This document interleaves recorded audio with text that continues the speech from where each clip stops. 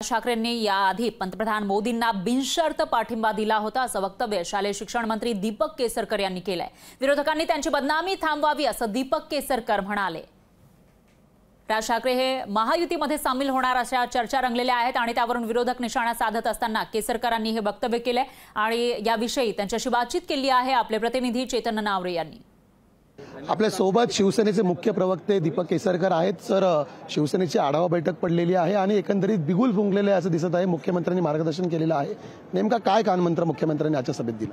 बघा, शेवटी आपल्याला यश मिळवायचं आहे। ही लोकसभेची निवडणूक आहे, ही काय विधानसभेची का महाराष्ट्राची निवडणूक नाही। याच्यामध्ये भारताचे पंतप्रधान निवडले जाणार आहेत आणि हे करत असताना भारताची जी प्रतिमा संपूर्ण जगामध्ये आहे ती कायम ठेवण्यासाठी, भारताच्या प्रगतीसाठी आपल्याला योग्य ते कष्ट घ्यायला लागतील। तिन्ही पक्षांमध्ये योग्य असं समन्वय असायला लागेल। ह्या सर्व बाबी इलेक्शनमध्ये कसं आपल्याला वागायला लागतं, कसं जनतेसमोर जायला लागतं याचं पूर्ण त्यांनी मार्गदर्शन केलं।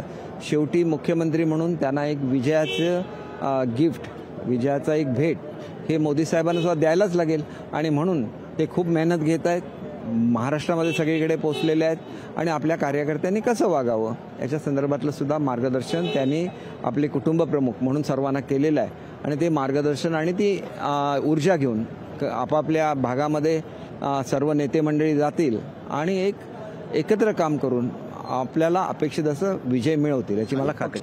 राजसाहेब कधीही बाळासाहेबांच्या विचारापासून लांब गेलेले नाही। हे बाळासाहेबांच्या विचाराचं सरकार आहे आणि त्याच्यामुळे राजसाहेबांचा योग्य तो मान या महायुतीमध्ये ठेवला जाईल असं मला स्वतःला व्यक्तिगतरित्या वाटतं। आता वरिष्ठांमध्ये काय बोलणी होतात हे आम्हाला सांगितलं जात नाही, त्याच्यामुळे त्याच्यावर काही कॉमेंट मी करणं योग्य नाही। ते एक वेगळ्या तऱ्हेचे नेतृत्व आहे आणि ते नेतृत्व हे बाळासाहेबांना मानणारं नेतृत्व आहे। त्यांचं स्वागत महायुतीमध्ये झालं पाहिजे। विरोधकांनी म्हणून त्यांची बदनामी करतायत, विरोधकांनी दसका घेतला या ठाकरे महायुतीसोबत आल्यामुळे। हे बघा, ते करणारच, कारण काय झालेलं आहे की त्यांना सहानुभूतीच्या लाटेवर स्वार व्हायचं आहे। कॅमेरामन रोहित कांबळेसह मी चेतन नावरे, मुंबई। लोकशाही मराठी ऐका, पहा, जागरूक रहा।